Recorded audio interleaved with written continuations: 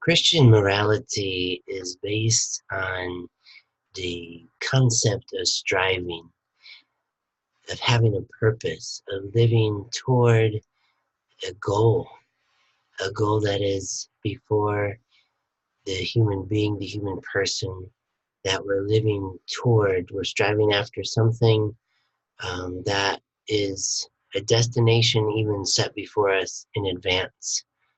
So this short video is going to talk about some introductory points about Christian morality, especially the concept of freedom. And to enter into this, we're going to go to this Prezi and have a look at some of these concepts. I like to begin with this image of climbing a mountain. I got to go to Denver, Colorado a few weeks ago and climb a couple mountains. Not real serious with the gear and everything. I even climbed in my dress shoes. But climbing to the summit, having that goal of reaching the summit. If you're climbing a serious mountain, it's important not to do it alone.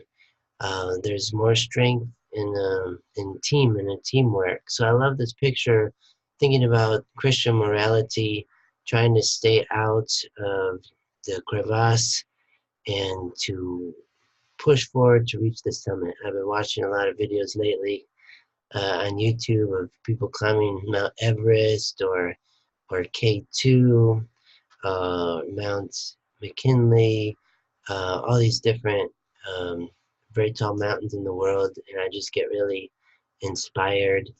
Even these free soloing videos like Alex Honnold, and just really amazing how people climb these mountains successfully. So I think it's a good image for the moral life, striving to the summits.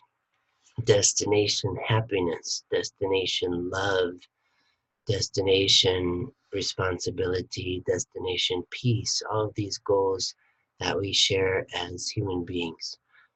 So together we want to think about the relationship between freedom and happiness, even if ever so briefly here. But we think about this crevasse, what we don't want to do, how we don't want to live, as a kind of preliminary point. We read with Paul in Galatians chapter 5, "For freedom Christ set us free, so stand firm and do not submit again to the yoke of slavery." It's interesting, the very concept of freedom seems to have multiple meanings within Christian theology. There's free will, but free will itself is not freedom. We read here, "For freedom Christ set us free." As St. Paul will say elsewhere, to live in the freedom of the children of God.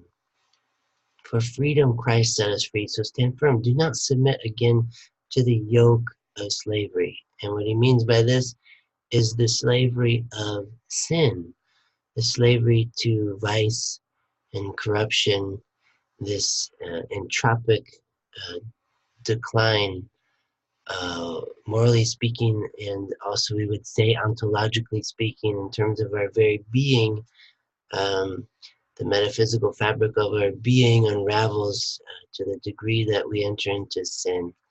So Christian morality is certainly about avoiding sin, but more to the point, about living faithfully in the imago Dei, the image and likeness of God.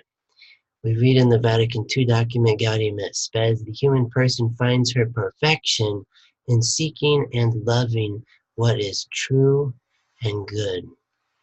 So truth and goodness and beauty are all related to us human beings attaining toward our moral perfection. We find our perfection in seeking and loving what is true and good. So we'll stop here for now for this short video, thinking about this concept, the imago Dei. We read in Genesis chapter 1, verses 26 and 27. We're created as male and female in the imago Dei, in the image and likeness of God, in that we have rational souls, intellect, and free will, but moreover, this vocation to live in the fullness of this freedom that's tethered to what is good and what is true and resonates with the experience of what is beautiful. So to be in the Imago Dei is have this capacity to love and to be loved, to love like God loves because God has loved us first.